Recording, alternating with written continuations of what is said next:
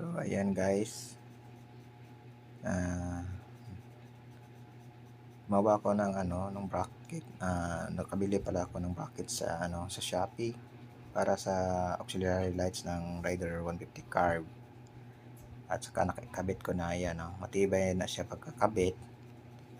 Matibay siya, doon ko siya kinakabit doon sa headlight niya po. Doon sa screw ng headlight.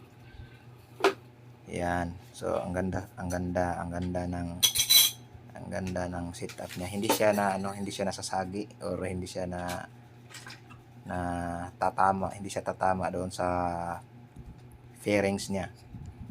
Sakto lang yung position niya po sa ibaba ng headlight. Maganda siya. At ayan, diyan ko siya nilagay. Diyan sa likuran ng yung bracket ng headlight. Ayan. Diyan siya dumaan. Ayan, matibay siya. Pero tinanggal ko siya guys kasi patungo na sana ako na magpa full wave sa motor para ready na siya for Tinanggal ko siya guys kasi patungo na sana ako magpa full wave sa suki ko.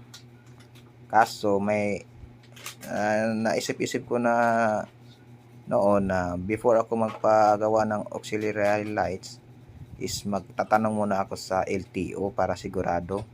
Kasi nga sa guidelines nila is doon dapat hindi siya nakalagay sa moving part ng motor. Pero meron namang iba na mga rider nga naka auxiliary lights, doon din nila diyan same sila ng setup diyan sa video na pagkalagay. Pero hindi naman siya tatama. Meron po kasi akong nakitang video doon sa yung parang sa LTO ata yun, yung sa may XRM. Pakikita ko mamaya yung video, i-capture ko yun para may reference. Pinasa po kasi siya sa sa LTO. Kaya doon ako naka-idea na pwede pala. So kanina patungo na ako sana sa sa magpapa-full wave para ready na for wiring. Nadaanan ko yung LTO. Tinanong ko na yung LTO na lang para sigurado. Kaso pag question ko sa LTO, sabi ng LTO na hindi daw dapat siya sasabay sa pagliko. Dapat daw siya naka-steady siya sa steady siya sa body lang. So 50-50 pala yung setup na yon.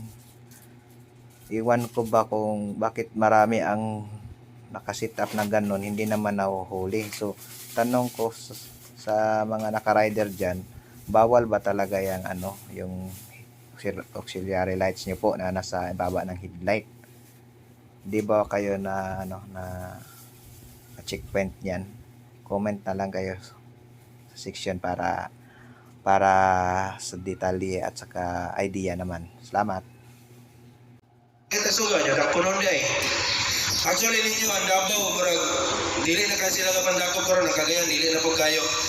Pero once gani nga, motoririk lang mga auto ka na, kanang muna ako na bilang nimo, gikan sa SPG, gikan sa SPG paingon sa ubos. Pag mo ingon na po gani ang bagong direktor nga, okay, lahat ng auxiliary lights, ulihin lahat, wala, impas.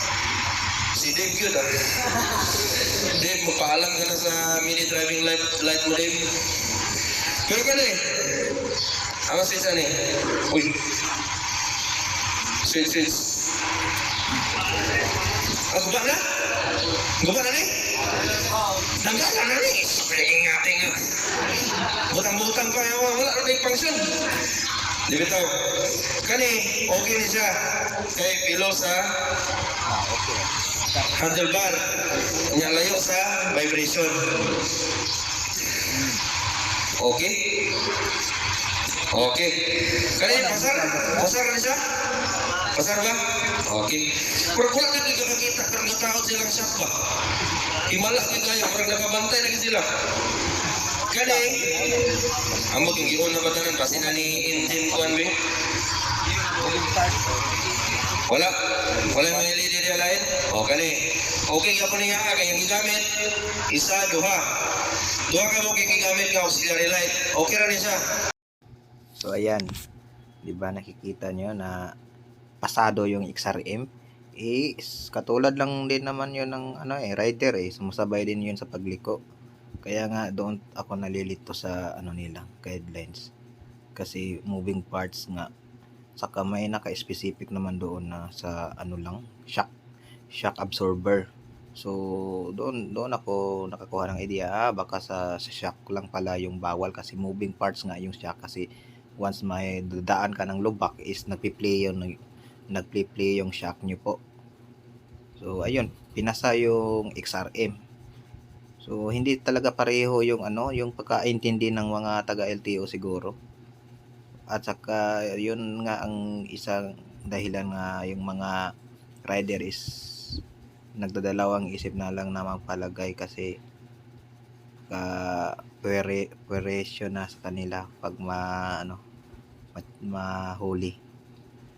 So comment down below na lang po sa mga idea nyo po para information din sa mga ka-rider natin. Thank you.